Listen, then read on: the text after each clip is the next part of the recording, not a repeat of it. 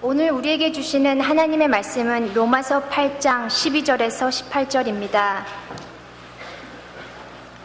그러므로 형제들아, 우리가 빚진 자롯되 육신에게 져서 육신대로 살 것이 아니니라.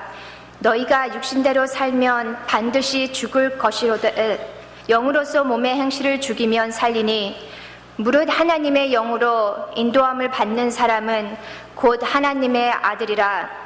너희는 다시 무서워하는 종의 영을 받지 아니하고 양자의 영을 받았으므로 우리가 아버지라고 짓느니라.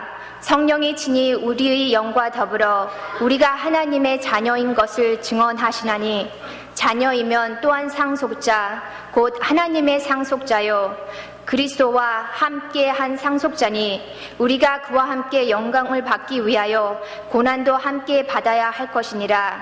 생각하건대 현재의 고난은 장차 우리에게 나타날 영광과 비교할 수 없도다. 이 말씀은 살아계신 하나님의 말씀입니다. 아멘. 이 신앙이 주는 기쁨이라 하는 제목으로 말씀을 나누고자 합니다. 오늘 말씀은 제가 어떤 목사님의 설교를 듣는 중에 그게 굉장히 깊은 공명을 일으켰습니다. 마음속에서 정말 이거 큰 문제다 싶은 생각이 들었습니다. 젊은 사람들이 교회에 오지 않는 이유가 이러한 이유라고 합니다. 첫 번째는 교회 다니는 많은 사람들이 자신들과 그렇게 크게 다르지 않다라고 하는 사실입니다. 세상적인 가치를 똑같이 추구하고 있다는 것이죠. 그러므로 교회에 나가는 것에 대해서 전혀 관심이 없어지는 것입니다. 그런데 이들이 관심이 없을 뿐만 아니라 조금 불편하고 역겹게 만드는 게 있으니, 자기는 세상적인 가치 똑같이 살면서 입으로는 거룩한 것을 얘기하고 있다는 것이 굉장히 불편하다는 그러한 얘기입니다. 그러면서 또 얘기하시는 게 그 목사님께서, 그렇지만 교회에 열심히 있는 사람들이 있는데 그 열심히 있는 사람들 속에서 나오는 이야기들이 상당히 심각한 율법주의만 있다라고 하는 것입니다. 영어 표현으로는 judgmental하다 그러죠. 이게 틀렸고 저게 틀렸고, 이래서 세상이 틀렸고 저래서 세상이 틀렸고, 남들을 지적질 한다고 그렇게 요즘에 표현합니다만, 그런 것들이 너무 많다는 거예요. 그래서 부담스럽다는 거죠. 관심이 없거나 굉장히 역겹고 혹은 부담스러운 그런 것으로서 이해되는 것이 한국의 지금 젊은 사람들에게 보여주는 기독교라는 것입니다. 특별히 한국의 기독교가 부흥했던 시기가 지금 연세가 좀 드신 60대, 70대, 80대 되시는 분들이 있을 때 부흥했기 때문에 한국의 기독교에 그 많은 연관되어져 있는 메시지들이 상당히 보수적인 메시지들과 이렇게 중첩이 되어서 들리게 된다는 얘기죠. 그러면서 자신들을 꾸짖는 그러한 지나간 세대, 올드 세대들의 잔소리가 있는 사람들의 공동체, 이렇게 파악되고 있다는 것입니다. 그렇기 때문에 기독교는 젊은 사람들을 움직이거나 젊은 사람들에게 전혀 매력적이지 않다라고 그런 얘기를 하시게 되었습니다. 거기까지는 다 듣던 얘기인데, 그런데 이 사람들이 정말 보기 원하는 사람이 누군가? 그것은 세상의 가치와 다른 가치를 추구하고 그 가치를 의무감 때문에 따라가는 게 아니라 그 가치를 기쁨으로 따라가는 사람들을 보고 싶다는 거예요. 자기네와 다르게 살지만 자기네와 다르게 살기 때문에 자기네들이 누릴 수 없는 기쁨을 가진 사람들을 보고 싶어 한다는 얘기예요. 자기네처럼 사는 똑같은 사람이 아니라 전혀 다른 차원을 살지만 그것 때문에 행복해하는 사람들을 우리 교회에 기대한다고 하는 그러한 얘기입니다. 그러면서 제가 저 자신을 바라봤어요. 그리고 저희 교회도 생각하게 됐습니다. 우리는 예수를 믿기 때문에 정말 남들이 모르는 기쁨이 우리 가운데 과연 있는가? 그런 말이 있죠. 해야만 하는 일들을 억지로 하는 사람들 참 힘듭니다. 해야만 하는 일들을 해야 하는 줄 알지만 못하는 사람들 참 불행합니다. 그런데 이길 수 없는 사람이 있으니 해야만 하는 일들을 기쁨으로 하는 사람들을 이겨낼 수가 없습니다. 기독교의 능력은 신앙이 주는 기쁨을 알 때에 가능한 것입니다. 여러분들은 예수 믿을 때 기쁘십니까? 어떤 종류의 기쁨이 있으십니까? 먼저 이 세상의 기쁨과 우리가 믿는 기쁨이 무엇이 차이가 나는지 한번 생각해 보게 되기를 원합니다. 무엇이 이 신앙이 주는 기쁨이 아닌가에 대해서 생각해 보고자 합니다. 칼 힐티라고 하는 사람이 이런 얘기를 했습니다. 기쁨이 무엇인가는 원래 많은 괴로움을 참아낸 사람들만이 알고 있는 것이다. 그 밖의 사람들은 진정한 기쁨과는 닮지도 않은 단순한 쾌락을 알고 있는데 불과하다. 괴로움을 알고 어려움을 겪은 사람들이 진정한 기쁨을 안다는 거예요. 그렇지만 단순한 쾌락을 쫓는 것이 기쁨인 줄 아는 사람들은 진정한 기쁨을 전혀 모르고 있다는 거예요. 너무나 얄팍한 것에 만족하고 있다는 거예요. 훨씬 더 좋은 것이 있는데. 이 세상의 기쁨은 무엇입니까? 현세적입니다. 즉각적입니다. 우리가 원하는 것들을 즉시적으로 얻을 수 있고 우리에게 편안함을 주는 것들, 이런 것들은 세상의 쾌락입니다.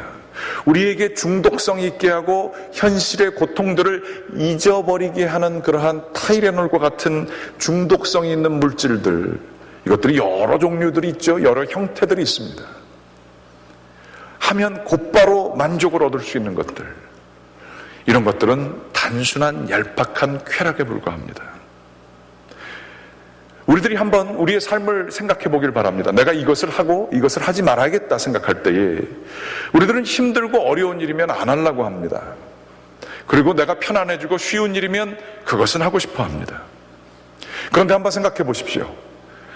그러면 정말 힘들고 어려운 일 하나도 안 하고 쉬운 일만 다 하면 우리의 인생이 정말 행복해지겠습니까? 일 안 하고 편안히 먹고 살면, 아무것도 할 것이 없으면 편안해집니까? 정말 행복해집니까? 은퇴하신 분들 얘기 들어보니까 꼭 그렇지 않던데요. 아침에 일어났는데 할 게 없어가지고 참 걱정이 되더라, 그러시는 얘기를 듣습니다. 그런데 우리들은 많은 경우에 힘들기 때문에, 어렵기 때문에 안 하려고 합니다. 단순한 쾌락과 깊은 시간이 걸리지만 우려나오는 기쁨과를 쉽게 바꿔치기 합니다. 힘들기 때문에. 그러나 반대로 우리는 얄팍한 기쁨에 정말로 깊은 기쁨을 누릴 수 있는 기회들을 갖다가 버리게 됩니다. 쉽게 불평하는 것은 조심해야 됩니다. 쉽게 불평을 함으로 우리들은 깊이 있는 그 기쁨을 얻을 수 있는 길을 놓쳐가고 있는지 모릅니다. 이 세상이 저희에게 주는 아주 얄팍한 메시지가 하나 있으니 돈만 있으면 된다라고 하는 생각입니다. 많은 사람들이 이 생각을 공유합니다. 사람들을 인터뷰했다고 합니다. 어느 사람도 자신의 월급보다 지금 2배, 3배, 10배가 많아져야 내가 행복할 거라고 얘기하는 사람들은 없다고 합니다. 각 소득층에 따라 현재 있는 것보다 20%에서 30%만 있으면 내가 조금 행복해질 거라 얘기를 한다고 합니다. 그러나 놀랍게도 그것을 갖게 되면 또 20, 30%를 더 바라게 되고, 이러한 소유들을 더 가지기 위해서, 조금 더 가지기 위해서 우리들은 우리의 인생의 대부분을 열심히 살고 있는 그러한 것입니다. 그런데 기억하십시오. 아무리 많이 가졌어도 더 가지고자 하는 그러한 불만족이 우리 가운데 있게 된다는 사실을 말입니다. 매튜 아놀드라고 하는 사람은 이런 얘기를 했습니다. 기독교의 미래를 만드는 것은 슬픔이 아니라 기쁨이다.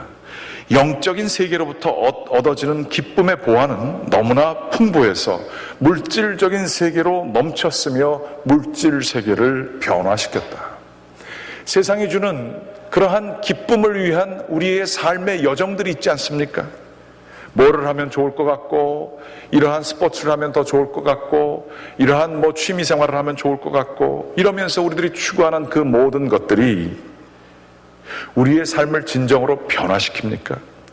기독교의 미래는 슬픔이 아니라 기쁨에 있다. 그 기쁨은 영적인 것인데 그것이 넘쳐서 물질 세계를 변화시킨, 내가 생각했던 그 모든 것들을 바꾸게 되는 그 기쁨, 깊이 있고 우려서 나오는 그러한 기쁨, 고난이 있고 기다림이 있고 인내가 할지라도 나오는 그 기쁨이 우리의 삶을 변화시키는 그러한 기쁨이 기독교의 미래를 열어주는 기쁨이라, 이렇게 얘기를 하고 있는 것입니다.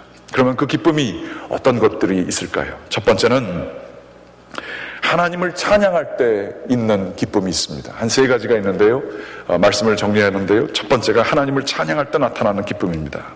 시편 96편 7절에 보게 되면 만국의 족속들아 영광과 권능을 여호와께 돌릴지어다, 여호와께 돌릴지어다. 하나님께 찬양하는 게 아주 기쁜 일입니다. 오늘도 찬양 들을 때 혹시 기쁘셨습니까? 그럼 정말 축복받으신 겁니다. 노르위치의 줄리앙이라고 하는 유명한 여자 수도사는 이런 얘기를 했습니다. 기쁨이란 세상 일을 통해 하나님을 목격하는 것이다. 세상 일, 아주 세속적인 일들이지만 그 가운데 하나님의 운행하심을 볼 수 있어요.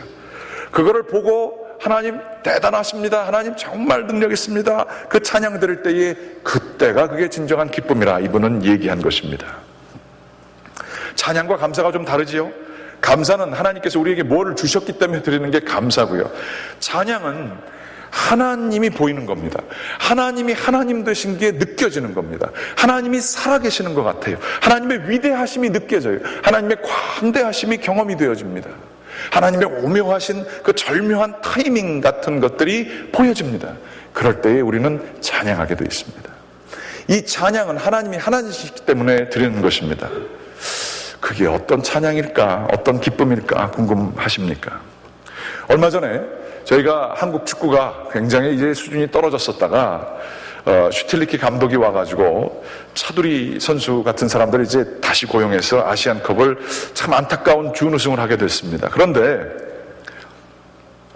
거기서 아주 주목받는 선수가 있었는데 차두리 선수였었어요. 그 차두리 선수가 특별히 골을 넣거나 뭐 이런 것을 한 것이 아닌데 사람들은 열광했었습니다. 왜 그러냐? 좀 게임이 이렇게 좀 재미없게 진행되는데 이 차두리 선수가 볼을 가지고 한 70m를 질주를 했어요. 그리고 패스를 멋있게 해서 골인으로 넣게끔 도와줬습니다. 근데 그 질주하는 모습이 다른 아시아 선수들에게서 볼 수 없는 뭐 한 마리의 말이 달려가는 듯한 그런 느낌으로 달려가는 거예요. 그런데 사람들은 그것을 보고 감탄을 했습니다. 그러면서 유명한 그 얘기가 있었죠. 그 해설자가 그런 얘기를 했습니다. 저렇게 잘하는 사람이 왜 은퇴를 해서 스포츠 해설을 하고 있었는지 모르겠습니다. 그런 얘기를 했습니다. 그러면서 그 다음에 달리는 얘기가 차두리 고마워. 차두리가 뭘 했죠? 저희한테? 그런데 우리들은 그렇게 고마워하고 감탄하고 기뻐했었습니다. 우리는 그렇습니다. 경주들이나 사람이 저걸 어떻게 할 수 있을까 이런 상황에서 뛰어난 그러한 능력을 가지고 특별한 것을, 그 사람의 아주 놀라운 것을 보여주게 되면 우리들은 거기서 감탄합니다. 그리고 그 사람을 미워하고 시기하고 질투하고 그게 내가 돼야 된다 이런 생각을 하는 게 아니고 그 사람에게 박수를 보내주고 찬양을 합니다. 월십합니다. 그런 것들을 하지요. 그러면서 우리는 그 사람에게 고마움을 느낍니다. 세상 것도 그렇습니다. 그런데 우리가 느끼는 찬양은 이러한 사람의 반응 것도 감탄을 하지만 보이지 않는 하나님의 손길을 우리들이 정말 느끼게 될 때에, 예수 그리스도 누구십니까? 2000년 전에 죽었던 어떤 젊은 청년이었습니다. 그런데 그가 추구했던 가치는 무엇이었습니까? 남들을 섬기는 것이고 정말로 연약하고 가난한 자들을 돌봐주는 것이었으며 세상적으로는 도대체 성공할 수 없는 가치들을 그분이 보여주셨습니다. 그리고 부활을 하셨다고 하지만 그것을 누구도 믿을 수 있는 증거들은 없었습니다. 그런데 그 예수 그리스도가 하나님께서 높이 올리시고 2000년이 지난 지금도 사람들의 마음을 움직이고 계시고 사람들의 삶을 변화시키고 있으세요. 말이 안 되는 얘기 아닙니까? 어떻게 약한 자들과 못난 자들을 높여주고 그들을 위해서 삶을 버리고 하나님을 위해서 자기의 삶을 목숨을 바치고 그리고 눈에 보여지는 증거는 하나도 없는 부활을, 이거 누가 믿을 수가 있겠어요? 그렇지만 지금도 하나님께서는 이 예수 그리스도를 통해서 수많은 역사들을 행하고 계십니다. 예수 그리스도 때문에 삶이 변한 사람들이 얼마나 많은지 모릅니다. 중독에서 해방된 사람, 깨질 뻔한 이혼에서 해방된 사람, 고칠 수 없는 불치병인 것이 병이 고쳐지는 역사들이 일어납니다. 삶의 방향을 잃고 허무한 데서 삶을 허송세월 보냈던 사람들이 예수 그리스도를 만나고선 삶의 목적이 바뀌어지는 역사들이 일어나게 됩니다. 이 예수 그리스도가 지금도 우리 삶 속에서 역사하시는 것, 하나님의 손길, 우리 생각으로는 이것이 도대체 불가능할 것 같아 보이는데 놀랍게도 하나님은 살아계셔서 그 예수 그리스도의 메시지가 지금도 능력 있게 전파되어지는 것, 이거를 보게 될 때에 우리는 하나님께 찬양을 하지 않을 수 없는 것입니다. 차두리 말 허벅다지 근육과 비교할 수 없는 것이지요. 하나님의 놀라우신 역사가 내 삶을 변화시켰음을 알게 될 때 어찌 이것에 대해서 박수를 치고 월십을 하지 않을 수 있겠습니까? 그 사람이 얼마만큼 하나님을 즐기는가 기뻐하는가는 그분이 찬양할 때 보면 압니다. 찬양 드릴 때에 하나님 정말 내가 그분을 사랑합니다, 대단하십니다, 이게 진심이 담겨져 있으면 진정한 예배가 되는 것입니다. 잔소리 하나 하겠습니다. 예배 시간은 찬양이 제일 중요합니다. 본론이, 설교자가 설교하는 게 본론이 아닙니다. 그거는 두 번째, 세 번째고요. 가장 중요한 게 예배는 예배입니다. 예배는 듣는 게 아니라 예배는 드리는 겁니다. 찬양 시간에 늦지 마십시오. 준비하는 시간 아닙니다. 찬양을 주님께 진정으로 드리게 될 때, 하나님께 드리게 될 때에 그 찬양은 놀랍게도 내가 드리는 것 같지만 내가 하나님의 영적인 세계 속으로 빠져들어가 주님께서 나에게 거룩한 것을 내려주시는 우리 요즘 컴퓨터 얘기하면 내가 로그인 되는 거예요. 클라우드에 접속되는 거예요. 하늘의 보아들이 거기서 쭉 내려오는 거예요. 그러한 게 찬양의 능력입니다. 그 기쁨은 이루 말할 수가 없습니다. 항상 기뻐하라. 어떻게 항상 기뻐할 수 있어요? 세상의 것들이 우리를 항상 기뻐하게 하나요? 이거 말도 안 되는 말씀 같죠. 그러나 항상 기뻐할 수 있습니다. 어떻게? 그것은 변하지 않고 이 세상 속에서 영원히 하나님의 능력을 보여주시는 그 하나님을 내 하나님으로 알게 될 때에, 그분이 기쁨의 근원이 되시게 될 때에는 내 삶 속에 어려움이 있고 좌절이 있다 할지라도 그분 때문에 기뻐할 수 있습니다. 항상 기뻐하라는 가능한 얘기입니다. 하나님만 알면 가능한 얘기입니다. 하나님 때문에 기뻐하는 자들에게는 이거는 당연한 얘기입니다. 빌립보서 4장 4절 말씀에는 주 안에서 항상 기뻐하라 말씀하고 있어요. 가능한 얘기입니다. 하나님을 발견하는 순간, 내 삶 속에 하나님의 손길을 느끼는 순간 우리들은 그 기쁨을 가지게 되고 찬양드리지 않을 수가 없게 되는 것입니다. 둘째는 고난 때문에 오는 기쁨이 있습니다. 고린도 후서에 보게 되면, 고린도 후서 7장 4절에 보게 되면 내가 우리의 모든 환난 가운데에서도 위로가 가득하고 기쁨이 넘치는도다, 이렇게 얘기하고 있습니다. 아니, 환난이 있고 어려움이 있었지 않습니까? 바울 선생님께서 이것을 쓰실 때 감옥에 갇힌 게 몇 번이고 매질 맞은 게 몇 번이고 죽을 뻔한 고비를 넘긴 게 몇 번인지 몰라요. 하나님의 일을 하게 될 때 이런 어려운 것들을 겪으셨는데 이 환난 가운데에서도 자기에게 위로가 있었고 기쁨이 넘쳤대요. 아니, 고생하는 사람이 기쁨이 넘칠 게 뭐가 있습니까? 이거 억지 아닙니까? 혹은 새디스트라 그러죠. 아니면 자기가 고통받을 때 기쁨은 이상한 사람 아닙니까? 그런데 여기에는 우리들이 알 수 없는 깊이가 있습니다. 로마서 오늘 말씀 보게 되면 8장 17절서부터 18절 말씀 같이 한번 좀 읽어보시겠습니다. 같이 한번 읽어보겠습니다. 자녀이면 또한 상속자, 곧 하나님의 상속자요 그리스도와 함께한 상속자니 우리가 그와 함께 영광을 받기 위하여 고난도 함께 받아야 할 것이니라. 생각하건대 현재의 고난은 장차 우리에게 나타날 영광과 비교할 수 없도다. 아멘. 어떤 고난 때문에 우리들은 기뻐할 수 있습니까? 그것은 우리가 지금 하나님께서 영광스러운 기업을 마련하셨다고 그래요. 그걸 받는 게 상속자입니다. 하늘나라에 우리에게 주실 좋은 상들이 있어요. 하늘나라에 주실 그 미래의 상급들이 있다는 얘기입니다. 근데 그 영광을 받기 위해서는 예수님께서 말씀하신 것처럼 내가 십자가를 겪어야 부활의 영광을 겪지 않겠느냐. 그리고 누구든지 나를 따라오려거든 자기 십자가를 지고 따라오라고 얘기하셨어요. 그러면서 말씀하시는 게 오늘 이 말씀이에요. 하나님께서 주시는 기업을 얻기 위해서는 우리도 고난을 당연히 받아야 되지 않겠느냐, 이런 말씀이세요. 그리고 이 고난은 기쁘게 받을 수 있는 이유가 앞으로 장차 나타날 그 하나님께서 주실 영광이 있는데 그것과 비교하면 아무것도 아니기 때문에 이 고난 때문에 우리에게 영광이 온다 그러면 이게 뭐 세속적인 얘기로 이게 결코 믿지는 장사가 아니라는 거예요. 이 고난 받게 돼도 이 고난 때문에 나에게 영광이 온다 그러면 이 고난 기쁘게 받을 수 있다는 거예요. 이거 좀 이해가 되시라고 좀 이렇게 세속적인 표현을 쓰면 어떤 분이 그러시더라고요. 돈 쓰는 것보다 돈을 벌어서 돈 세는 기쁨이 더 좋다 그러더라고요. 돈을 많이 벌어가지고 쓰는 것보다 내가 돈을 이만큼 벌었구나 그러면서 돈 셀 때 정말 행복하다 그래요. 저는 그런 경험이 없어가지고 잘 모르겠습니다만 여러분 좀 있으신지 모르겠어요. 비슷한 거예요. 하나님께서 우리에게 영광을 주시기 때문에 이 고난이 있어요. 고난이 있어도 그 고난이 있어도 힘들어도 거기서 기뻐할 수 있다는 거예요. 근데 이게 바울 선생님만 얘기한 게 아니라 예수 그리스도께서 이렇게 얘기하셨어요. 누가복음 6장 22절 23절에 보게 되면 이렇게 얘기하셨습니다. 인자로 말미암아 사람들이 너희를 미워하게 될 때에 너희에게 복이 있도다. 남들한테 미움받을 때 복이 있대요.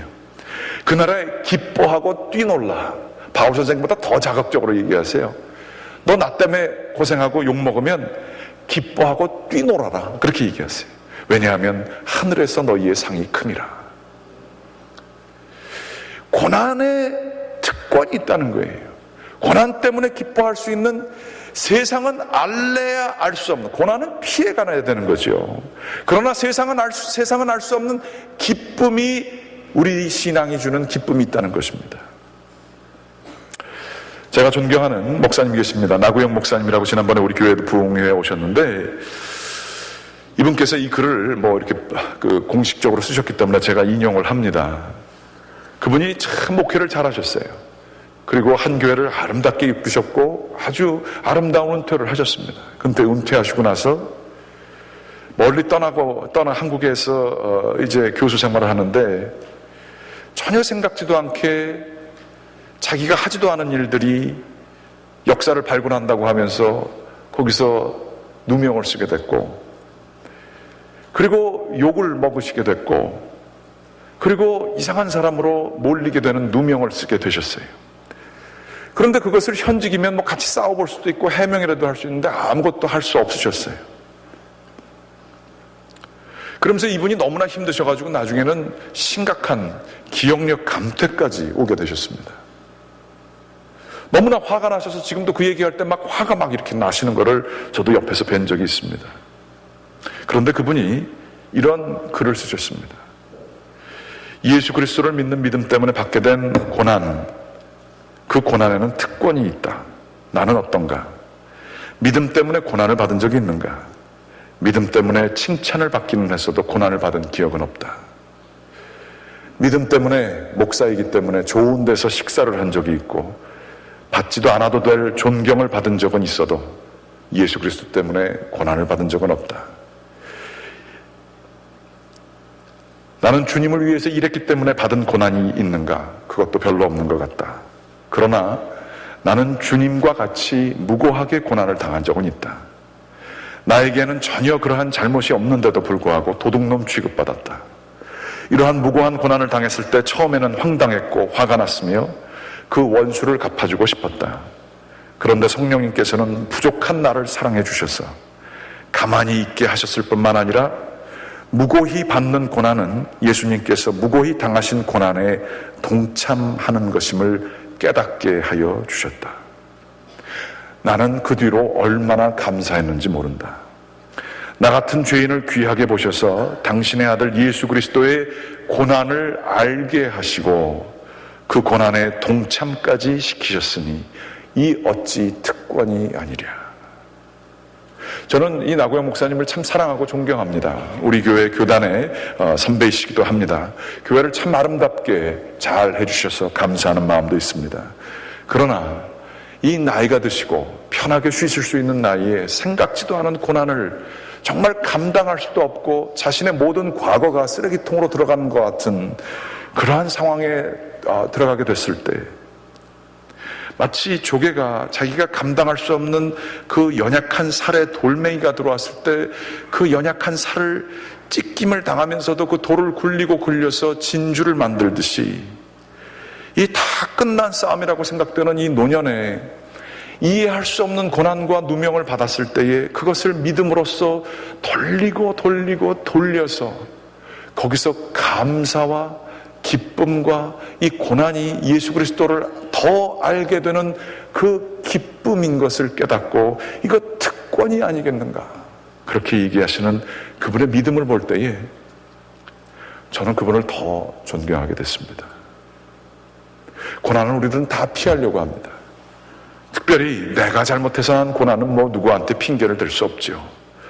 그러나 억울하게 당한 고난과 생각지 않게 다가온 고난들, 너무나 안타깝고 힘든 남들 때문에 당하게 되는 고난들, 그러나 그 고난을 자신의 십자가로 받아들이며 예수 그리스도도 이 고난 받아드셨으니 나도 이 고난 받는다, 예수 그리스도 얼마나 힘드셨을까 그분을 더 알게 되는 그 고난의 깊이, 고난을 피하려고 하고 고난의 그 날카로운 눈빛을 도망가려고 하는 것이 아니라 같이 직시하고 고난 뒤에 있는 놀라운 하나님의 영역을 우리들이 경험하게 될 때에 우리 사람은 숭고한 존재들이 됩니다. 예수 그리스도 그분을 알게 될 때에, 그분과 더 사랑 속에 빠지게 될 때에, 이 고난 때문에 들어주는 그러한 나타나는 기쁨이 있게 될 때에 우리 기독교는요, 이것 때문에 능력이 있는 거예요. 신앙이 주는 두 번째, 고난이 주는 이 기쁨을 알게 될 때에 기독교는 능력이 있는 거예요. 현재의 기독교, 한국 기독교가 왜, 미국의 기독교, 유럽의 기독교가 왜 능력이 없을까요? 내가 지금 고난당하는 것이 장차 있게 될 하나님께서 주실 기쁨, 그 영광에 비하면 아무것도 아니다 생각을 하고 기꺼이 고난을 받는 사람들이 없어지기 때문에 기독교는 숭고한 데서 땅의 길가에 밟혀지는 그러한 소금같이 되어버리는 것 아니겠습니까? 손양원 목사님 여러분께서 잘 아실 것입니다. 문둥병자들을 위해서 평생을 수고하신 분이셨고 많은 사람들을 위해서 헌신적으로 자신의 삶을 내어주신 분이십니다. 부흥회 인도를 위해서 자기가 살던 지역에서 다른 곳으로 가서 부흥회를 인도하시던 중에 사랑하는 첫째, 둘째 아들을 여수 순천 반란 사건 때에 그 공산군의 잔여 군 세력에 의해서 잃어버리게 되었습니다.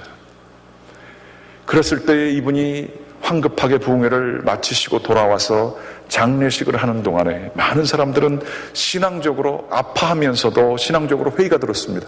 아니, 저 양반이 저렇게 되면 예수를 믿을 필요가 뭐가 있는가? 저렇게 사람들을 위해서 헌신하는 저 목사님이 저런 말도 안 되는 고난을 받았다고 한다면 이거 예수 갖고 받는 복이 도대체 무엇인가 질문을 하게 되는 상황 속에 있었다는 것이죠. 그랬을 때 이 장례식에 많은 사람들이 눈물을 흘리며 슬퍼하기도 하지만 회의 속에 있게 될 때에 이분은 자신이 조사를 이렇게 하시고 있었습니다. 여러 가지 이 손양원 목사님의 9가지 기도 많이 들으셨을 거예요. 근데 그 몇 가지만 소개합니다. 첫째, 나 같은 죄인의 혈통에서 순교자의 자식을 나오게 하였으니 하나님께 감사합니다. 셋째, 3남 3녀 중에서 가장 아름다운 두 아들 장자와 차자를 바치게 하신 나의 축복을 하나님께 감사합니다. 넷째, 하나들의 순교도 귀하다 하거늘 하물며 두 아들의 순교리요 하나님 감사합니다. 다섯째, 예수 믿다가 누워서 죽는 것도 큰 복이라 하거늘 하물며 전도하다 총살 순교 당함이리요 하나님 감사합니다. 여섯째, 미국 유학 가려고 준비하던 내 아들 미국보다 더 좋은 천국 갔으니 내 마음 안심되어 하나님께 감사합니다. 일곱째, 내 사랑하는 두 아들을 총살한 원수를 회개시켜 내 아들로 삼고자 하는 사랑의 마음을 주신 하나님께 감사합니다. 그리고 이 장례 끝나고 가서 정말 그 사람을 만났고요, 용서했고요, 그 사람을 자신의 아들로 삼았지 않았습니까? 8째, 내 두 아들의 순교의 열매로서 무수한 천국의 열매가 생길 것을 믿어지니 우리 아버지 하나님께 감사합니다. 사실이지요. 이분 때문에, 이 기도 때문에 얼마나 많은 사람들이 예수 그리스도를 믿었는지 모릅니다. 9째, 이 같은 역경성에서도 8가지 이 진리와 하나님의 사랑을 깨닫는 기쁜 마음, 여유 있는 믿음을 주신 주 예수 그리스도께 감사합니다. 끝으로 나에게 분에 넘치는 과분한 큰 이 기쁨과 복을 내려주신 하나님께 모든 영광을 돌립니다. 이 일들이 옛날 내 아버지, 어머니가 새벽마다 부르짖던 수십 년간의 눈물로 이루어진 기도의 결실이요, 나의 사랑하는 문둥 한산병자 형제 자매들이 23년간 나와 내 가족을 위하여 기도해준 그 성의의 열매로 믿어 의심치 않기 때문에 하나님께, 그리고 여러분께 감사드립니다. 여러분, 사람이 다 그만하지요. 사람 믿을 만한 사람 그렇게 없지요. 위대한 사람 별로 없지요. 하지만 이 고백에서 여러분은 무엇을 보십니까? 사랑하는 두 아들을 잃었지만 좋은 미국보다 천국 가서 정말로 감사합니다. 이 아들 순교자로 만들어주시고 이 어려운 역경을 잘 이겨내게 해주시는 하나님께 감사합니다. 오히려 이 아들 순교당한 것 때문에 천국의 열매가 더 생겨지게 되니 감사합니다. 하나님 안에서 이 슬픔을 바라보게 될 때에 하나님 안에서 생각을 뛰어넘는 가장 숭고한 인간의 모습을 여러분은 보고 계시는 것입니다. 고난이 주는 기쁨이 있어요. 이 기쁨을 살아내게 될 때에 우리 한국 기독교는 사랑의 원자 폭탄이라고 이 손양호 목사님을 얘기하지 않았습니까? 기독교는 능력이 있었어요. 많은 사람들이 기독교에 다 끌려왔었어요. 예수 믿었더니 내 아들 좋은 대학 들어갔더라, 예수 믿었더니 부자 됐더라, 예수 믿었더니 저 잘 됐더라. 세상적인 현세의 영광이 아니라 내가 아무것도 없지만 이 고난 가운데에서도 하나님이 주실 상급이 저 위에 있음을 믿고 고난을 승화하며 받아들인 이분들을 보며 살아가게 될 때에 교회가 능력이 있었어요.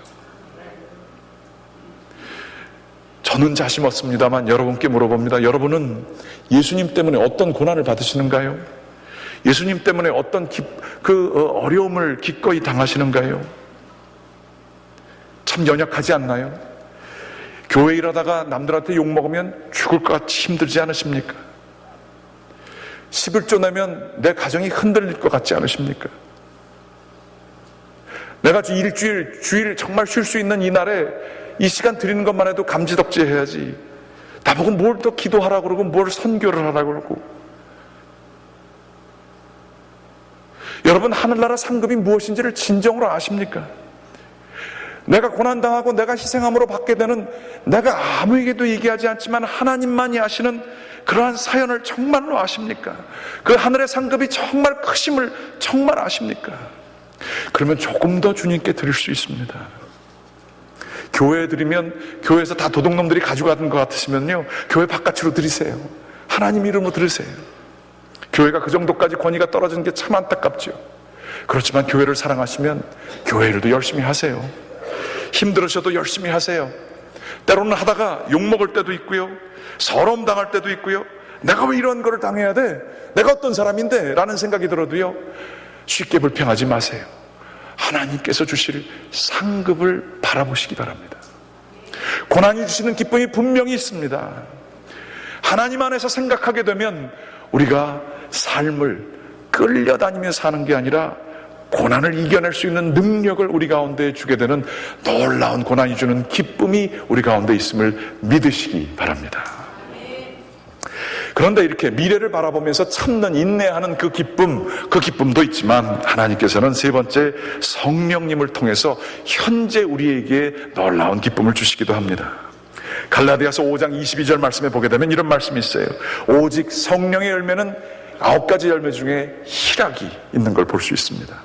또 데살로니가전서 1장 6절에 보게 되면 너희는 많은 환난 가운데에서 성령의 기쁨으로 말씀을 받아, 이런 얘기가 있어요. 환난 가운데에서도 성령의 기쁨이 있다라고 얘기를 하고 있어요. 또한 로마서 14장 17절 말씀에 보게 되면 하나님의 나라는 먹는 것과 마시는 것이 아니에요. 오직 성령 안에 있는 의와 평강과 희락이라 이러한 말씀이 있습니다. 성령님께서는 우리들을 만나 주십니다. 성령님께서는 우리에게 놀라운 현재 삶 속에 지쳐서 좌절할 것 같고 정말 우리가 넘어질 것 같은데 그때에 주님께서는 우리에게 힘을 주시고 능력을 주시는 것을 볼 수가 있습니다.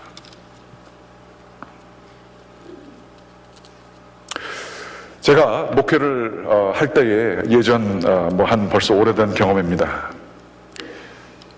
여러분 그거 아세요? 목회자도 시험 들릴 때가 있다는 사실 아십니까? 목회자도 이거 정말 해야 되나 말아야 되나 그럴 때가 참 많이 있습니다.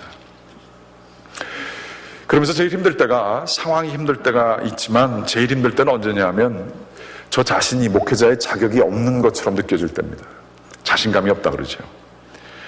그러면서 하나님 제가 참 능력이 없습니다. 하나님 제가 참 너무 부족합니다. 자꾸 생각해 보니까 내가 했던 말들과 내가 했던 행동들이 참 부족했던 것을 더 느끼게 돼요. 그러면서 하나님 앞에서 완전히 넘어져 가지고 어쩔 줄 몰라 했던 때가 있었습니다. 그때에 제가 옛날 찬송으로는 186장인데 지금 찬송으로는 어떻게 되죠? 지금 찬송으로?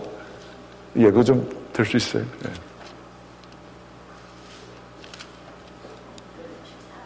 예? 254장.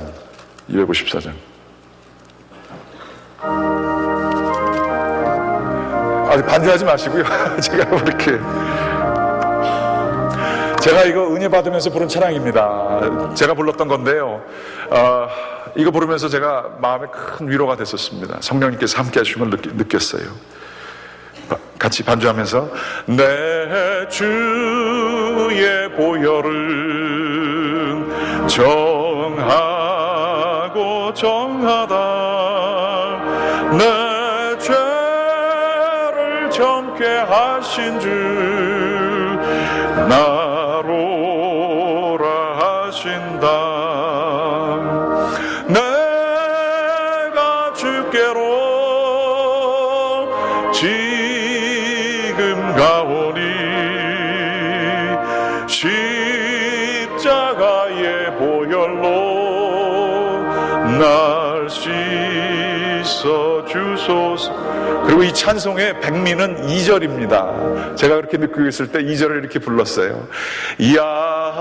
약하고 추해도 주께로 나가면 힘 주시고 내 추함을 곧 씻어 주시네. 내가 주께로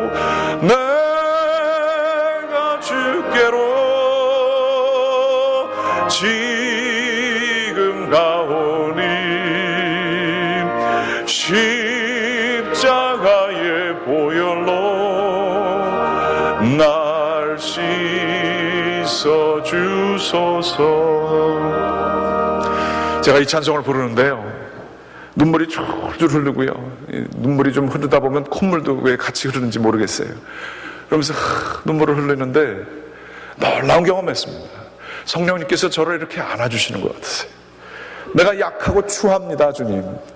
연약합니다. 이거 감당할 수 없을 것 같아요. 그런데 주께로 나가면 주님께서 힘 주실 줄 내가 믿습니다. 내 추함을 주님께서 씻어주실 줄 믿습니다. 그래서 내가 주께로 지금 갑니다. 십자가의 보혈로 나를 씻어주시옵소서. 그 찬송 부르는데 성령님이 함께 해주시더라고요. 성령님께서 저를 만나주시더라고요.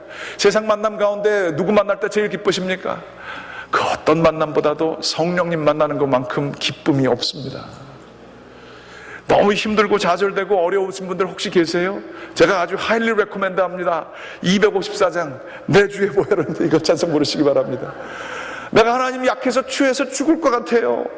그런데 제가 자신합니다. 여러분의 마음이 정말로 하나님께 가난한 마음을 가지고 주님께 나오게 될 때 성령님 여러분들 만져주실 거예요. 성령님이 여러분을 만져주시면요, 그 만남이 있게 되면 놀랍게도 제가 정말 어떠한 것과도 비길 수 없는 기쁨이 그때 있더라고요. 문제가 해결돼서 기쁩니까? 내가 잘 돼서 기쁩니까? 그거하고는 상관없는 기쁨이에요. 하나님이 나를 만나주셨기 때문에 만나는 그 기쁨이 있어요. 그 기쁨을 이름 말할 수가 없어요. 그러고 난 다음에 제가 힘차게 목회했었습니다. 지금도 이 찬송 때문에 목회합니다. 저는 연약하고 추합니다. 저는 아무것도 아닙니다. 너무 부족하고 실수투성입니다. 그러나 하나님께서 저를 붙들어 주시고 하나님께서 죄를 씻어 주시고 나를 정결케 해주시는 주님이 나의 주님을 내가 알게 될 때 그 기쁨 때문에 힘내서 목회할 수 있습니다. 여러분들도 그거 가질 수 있으라고 저는 확신합니다. 성령님 만나시는 기쁨을 누리시기 바랍니다. 그거 가지면요, 제가 죄송합니다, 껍데기 신앙 저희들 할 때 얼마나 많아요. 와이프가 나가기 때문에 나가는 교회, 부모가 나왔기 때문에 나갔던 교회, 교회 나갈 거, 교회 안 나가면 특별히 할 것도 없어서 나가는 교회, 사람 만날까봐 나가는 교회, 예수님 하나님 있는지 모르겠지만 그냥 대충 나가보는 교회. 죄송한 얘기입니다. 껍데기 신앙생활 가지고 왜 이렇게 귀중한 이민생활의 그 시간을 여기다 버리십니까? 다른 거 하십시오. 그러나 신앙생활 하실 때에 성령님 만나는 기쁨을 사모하시기 바랍니다. 성령님 만나는 기쁨이 있으면요, 이 신앙생활이 힘든 게 아니고 기뻐서 할 수 있습니다. 기뻐서 하는 것처럼 능력 있는 게 없습니다. 젊은 사람들이 교회에 오는 거에 문제가 아니라요, 우리가 기쁨으로 신앙생활하게 되면, 우리 기독교인들이 바로 신앙을 갖게 되면 한국 역사에서 볼 수 있는 것처럼 역사를 세울 수 있고 사회를 세울 수 있습니다. 기독교인들이 하나님 앞에서 바로 서게 되면 가정을 살릴 수 있고, 우울증에 걸린 사람들을 살릴 수 있고, 병에 걸린 사람들을 살릴 수 있습니다. 내가 예수 그리스도를 기쁨으로 믿게 되면, 의무감이 아니라 기쁨으로 믿게 되면 우리들의 삶 속에, 우리들 삶의 그 삶을 움직이는 동력을 얻을 수가 있는 것입니다. 기쁨으로 신앙생활하게 되면 자녀들이 알아봅니다. 자녀들이 그 가치를 보고 자기 인생에 있어서 누릴 수 있는 것들이 많이 있지만 우리 부모님을 움직였던 그 기쁨, 그거 뭘까 궁금해서 그들에게 영생을 줄 수 있는 능력이 주어지게 됩니다. 기쁨을 가지고 신앙생활 하시게 되는 저와 여러분들 되시기를 주님의 이름으로 간절히 축원합니다. 기도하시겠습니다. 살아계신 아버지 하나님, 저희들이 신앙생활하게 될 때 우리 주 예수 그리스도가 저희를 구원해 주셨고 성령님이 우리에게 힘주시는 이 기쁨을 깨닫지 못하고 주님이시여 정말 메마른 상태에서 신앙생활할 때가 참 많이 있습니다. 주여, 저희들 주님 앞에 무릎 꿇게 하여 주시옵소서. 하나님만이 주실 수 있는 기쁨을 누리게 도와주시옵소서. 하나님께서 저희에게 주신 기쁨을 가지고 역동력이 있는 신앙생활 할 수 있도록 인도하여 주시옵소서. 이 모든 말씀 예수 그리스도의 이름으로 기도드렸습니다. 아멘.